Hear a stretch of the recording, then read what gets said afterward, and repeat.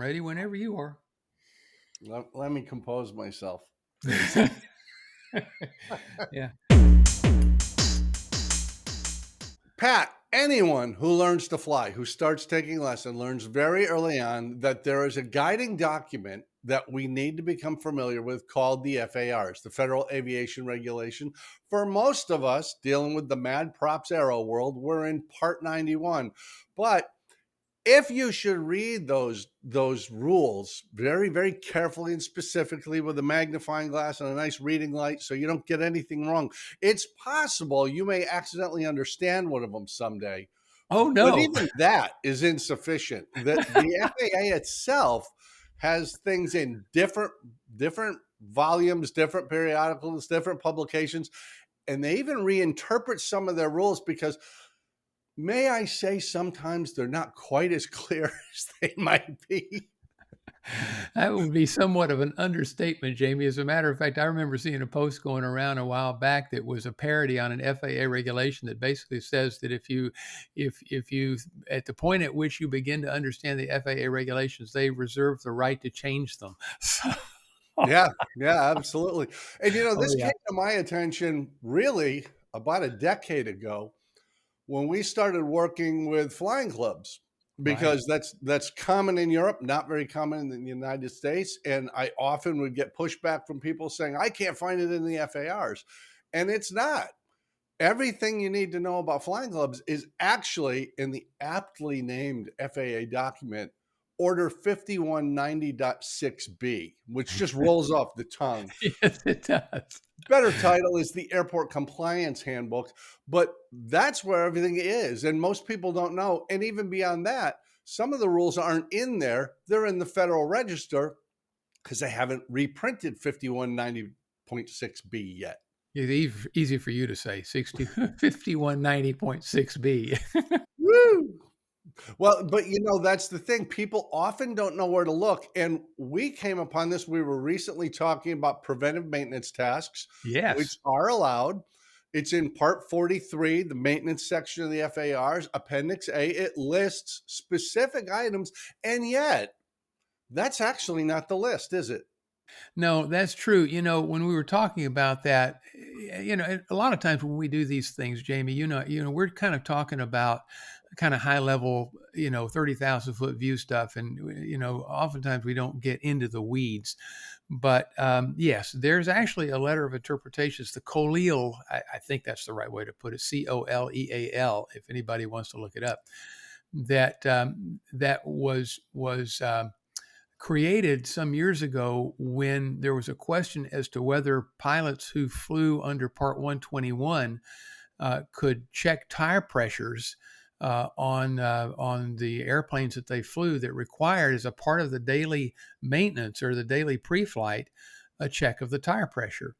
And as a result, the Kile Letter was issued that essentially says that and I'm really paraphrasing the legalese here, that the 32 things in 43 Appendix A, Paragraph C, are things such as these things. In other words, they're examples of things that don't require complex assembly or disassembly and things like that. So that really almost leaves it open to an even grayer area, because, for example, we joked about changing oil.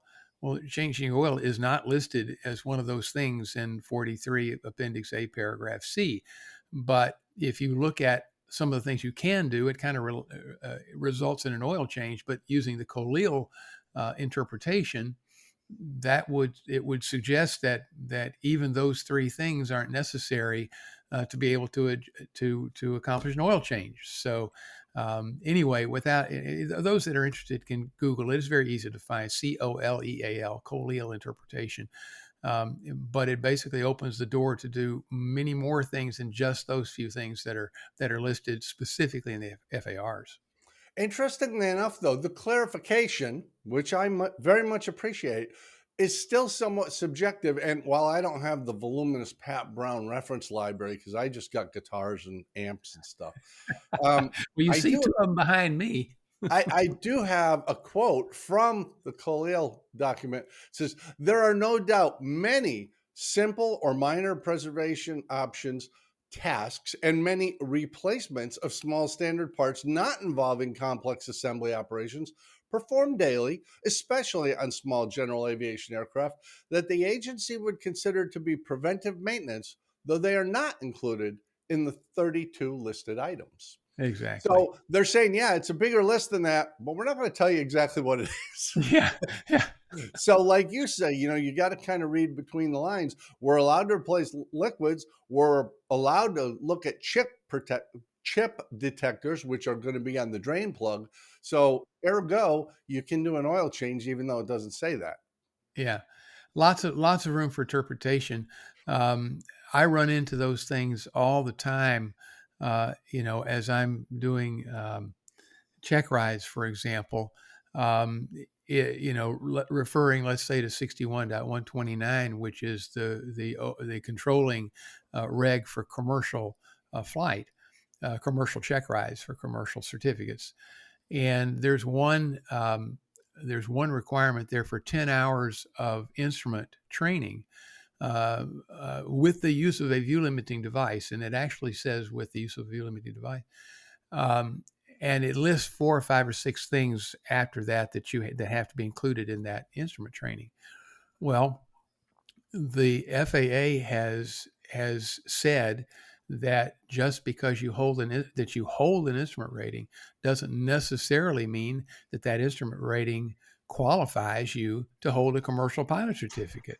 Now, you would think, well, that's crazy, but because of the way the reg is written, it's exactly what happens. And so, Christine Hartzell, who used to be the chief CFI at AOPA, several years ago, actually wrote the FAA asking for a clarification, and that can be found in the Hartzell interpretation, where the FAA says just that just because you hold an instrument rating doesn't necessarily mean that it qualifies for the commercial requirements.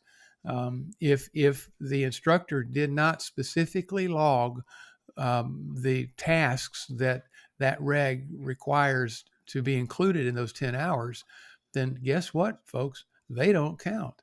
And by the way, it also says using a view limiting device. So we're using those words. Let's say that 35 of the required 40 hours were conducted in Washington State, where it's probably always IMC. Those hours don't count because unless you're wearing a hood in the clouds. So there's crazy stuff like that. The Grannis interpretation is another one that tries to clarify the cross country and night flying experiences, that says that it can be done solo or with a CFI on board but as long as the pilot is performing the duties of pilot in command. In other words, the CFI cannot be there as a flight instructor. They cannot give you flight instruction. It can't be logged as instruction received. It can't be logged as solo because you're not solo. It's got to be logged as PIC, and the flight instructor can't log the time. So, but none of that's in the FARs. All of that is Yeah. in the interpretation. So it's just not. Sometimes it's not as black and white as you might think it is. And the other thing too is on that particular cross country night logging thing on 61.129, the commercial. If you do your long cross country, for example, with a flight instructor on board, even though you're performing the duties of pilot in command and logging it as PIC time, if you do your night landings solo, then you're going to have to redo one of those two things, either solo or with a CFI on board, because the reg doesn't say or a combination thereof. It Mhm. says or, either or. So you can't combine a solo and having a CFI on board for those two things. Again, silly, crazy. But this is exactly why experience matters. And I'm not trying to disparage anybody here, but we are in a situation now, especially with the big academies, where very often you're flying with a flight instructor who last year was a flight student. And Yes. they're qualified, they meet the standard, but they don't have a great depth of experience. And most of their teaching And again, I'm not trying to make fun of these folks because I used to be one of these folks, Right, right. but they're basing their teaching on what somebody taught me 6 months ago. That's not looking at all this stuff. And I'll give you a good example, Pat. And I think this actually involved you a little bit. And that's the Carty Memorandum, Alpha Foxtrot X Ray 1, which deals with instrument training and 3 different kinds of approaches. Yes. And that created a real problem for people. Would you care to explain that? Because I'm too tongue tied. I'm in awe being in the same feed with you. It's too much for me. Well, rented lips have something to do with it as well. I think so. Well, the long story made short is this. For years, there was an interpretation letter out there that said that for your long cross country, which the FAA requires 3 different approaches, someone asked for an interpretation on that, and whoever interpreted that letter said that, or interpreted that reg said that they had to be 3 different kinds of approaches, and the interpretation was, for example, that an ILS and a localizer approach, because they used essentially the same ground-based system, were one and the same. And in fact, it went so far as to list, for example, all of the RNAV approaches as being one and the same, when clearly those of us that fly in the system know that, well, yes, while a localizer is a part of an ILS, it's not the same as a localizer approach. An ILS and a localizer are clearly different approaches. So I was doing a check ride. This is probably 3 years ago or so, and I actually turned down the check ride because the applicant had an ILS, a localizer, and a VOR approach. And they're calling the ILS and the localizer the same thing. The same. So legally, according to that interpretation, he really only had two approaches, not 3. The instructor was obviously upset, not at me. I was just the bearer of the bad news, but he said, that's just not right. And I said, well, I'll tell you what, let me put you in touch with AOPA's chief counsel, and which I did. And she found that to be very, very interesting, and she agreed to take a look into it. And nothing happened for several months, and then one day I got an email from our chief counsel at AOPA, and she said, this never happens. She said, the FAA is rescinding that interpretation and issuing a clarification. And she says, I'm astounded. She says, that never happens. And I don't know about never, but I'll tell you, I'm not aware of any time in my flying career that the FAA has actually entirely rescinded and said this was wrong, and clarified it by saying no. In fact, the regs say 3 approaches, not three approaches using different landing systems, but 3 different approaches. So under that interpretation, an ILS, a localizer, and a VOR is perfectly fine. Likewise, and if you take that one step further, although they didn't say this specifically, an LPV approach and an LNAV approach and a VOR approach would be just fine. So, because they're clearly different types of approaches with different minima, it's just different. So yes, to your point, that was changed, and thankfully so. That made that, especially with the FAA decommissioning VORs and things like that right and left as a part of the minimum operational network, which we ought to actually discuss one day. It was making it difficult around here anyway to get those 3 different approaches in on the long cross country. Sure. There are rural areas of the country where there just aren't 3 completely different approaches. Unlike when we started, or at least when I started, I did NDB, VOR, and ILS because GPS didn't yet exist. But I could easily get those 3 approaches because VORs were everywhere, NDBs were everywhere, and there was usually an airport big enough for an ILS, and we could call those 3 different things. Yay, we're good. But I'm going to take a left turn on this, Pat. I think the silver lining to this dark cloud is understanding why it's so important to find a mentor in aviation. Whether you're a brand new student, whether you're a CFI who is building time, whether you're a career CFI, even if you're going on to the airlines or just recreationally flying, the regulations change. The FAA periodically reinterprets what their FARs actually mean. As you bring up a great case, in one case, they actually rescinded a letter, and the average person doesn't know where to look for these things. And while we might like our CFI a lot and we might enjoy flying with them, they probably haven't been doing this for a long time in some of these places. And that's no, it's not a negative on their character. It's just they're relatively new and they need to have a mentor, somebody like a Pat Brown who can say, well, there's another place to look for this. And I mentioned the Federal Register before because many people don't realize the FAA can create a regulation and there's a whole process for that. But if they don't, Congress can pass a law which demands the FAA do something, and that goes in the Federal Register, not in the FARs or in 5190.6b or whatever. You've got to know where to look because everything's changing all the time. You can't have 535 legislators and a whole bunch of FAA people, and everybody just says, yeah, let's just keep it the way it is.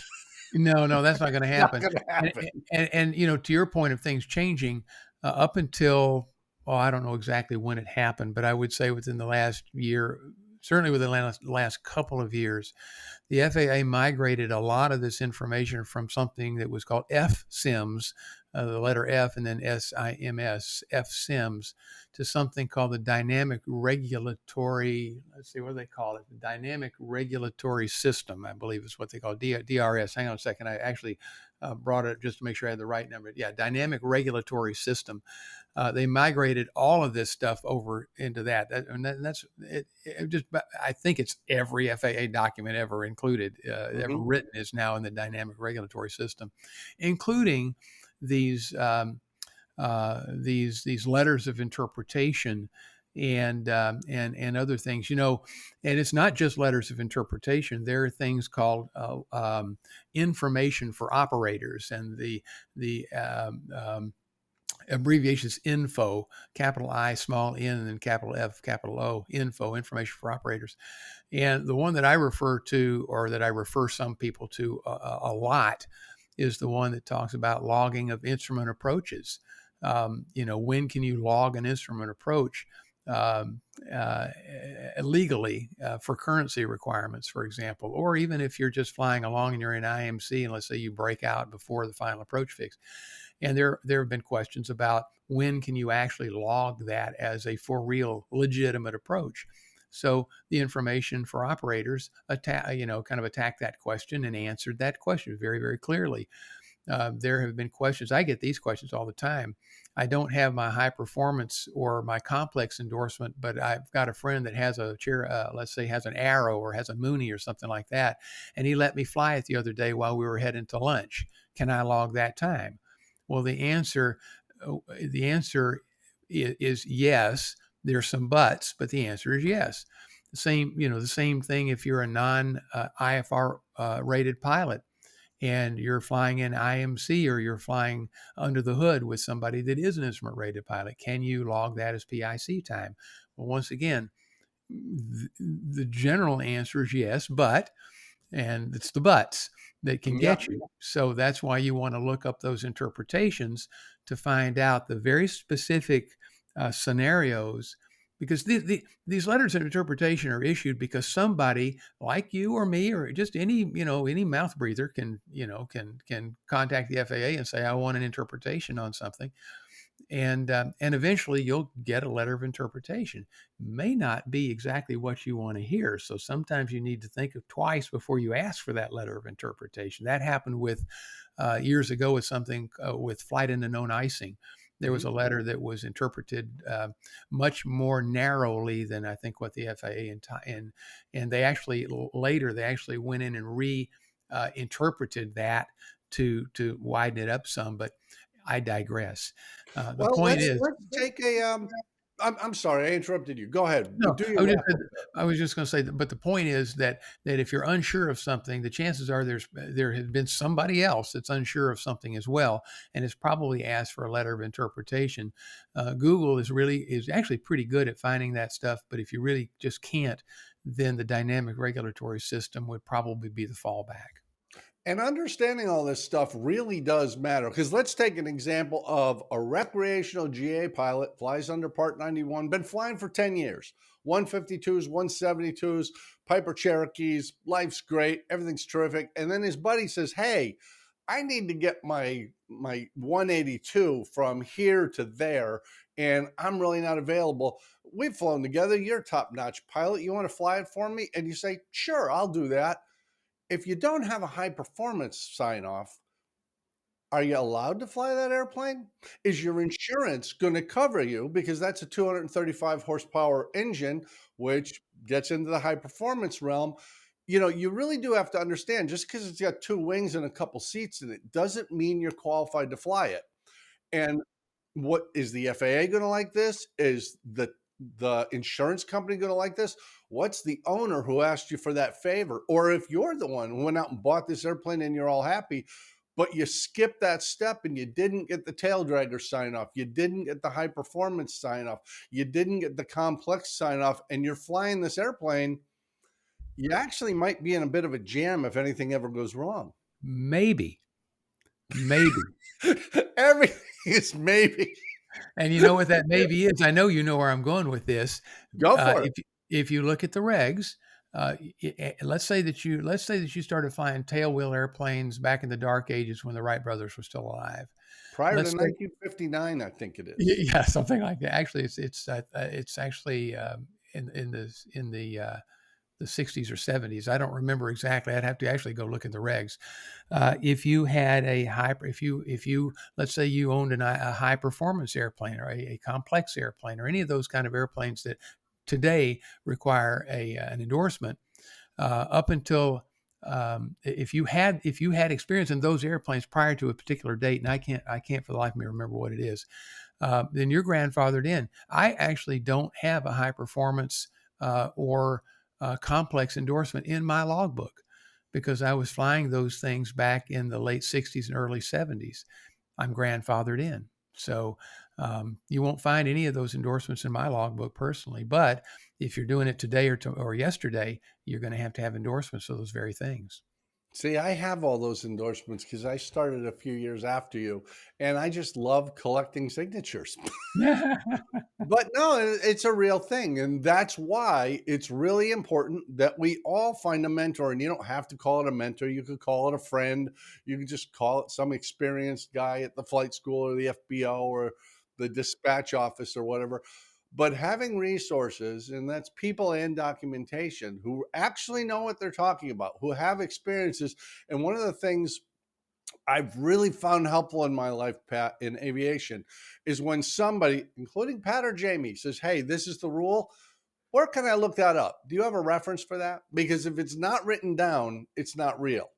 And Uncle Bob saying, "Yeah, I'm pretty sure that's how you do it," or Cousin Ray saying, "Absolutely, I'm confident this is the thing." Let's look it up because it should be written down, and things change over time. So They what do. may have been the rule 5 years ago may not be the rule now. And if you're outside the lines, that can lead to an issue. And as I often say, it's really not the FAA enforcement we're primarily worried about. If your insurance doesn't cover you because you weren't actually qualified to do that thing, uh-oh. Yeah, one of the questions that sometimes I'll ask during a check ride is, we're taxing out and our fuel gauge is reading 0, even though we verified that the tanks were full before we took off. Is the airplane legally airworthy to fly with an inoperative fuel gauge? And invariably I'll say, oh yeah, A Tomato Flame says we can. Well, my follow-up question is, well, where do we find the list of things that are in A Tomato Flames? Where does that come from? And sometimes the deer in the headlight look is kind of fun to observe, but it's written down. Yep. The same with flaps and grab card and all of those other kind of absurd abbreviations or acronyms that we use, but it's fun. Absolutely. Well, we could talk about this forever, but at some point, most of the audience will fall asleep. You and I will remain interested, but they will all start to nap.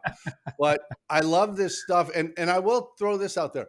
I no longer buy the printed FARs, and I know you do because you're a reference guy. I use the electronic code of federal regulations, which you can Right. get through the internet. And the reason I use that is when I look up 91.103 at the bottom of the page in red type, it says, "This is true as of today." Right. It tells us that's current. I like that because Yeah. regulations change all the time.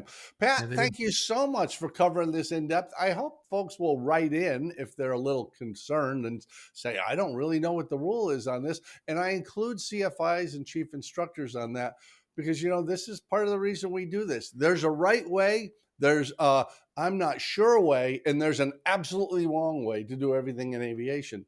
Yeah. Let's find out the right way when we plan to do something. Are we in I agreement on this, sir? I am in total agreement with you, sir.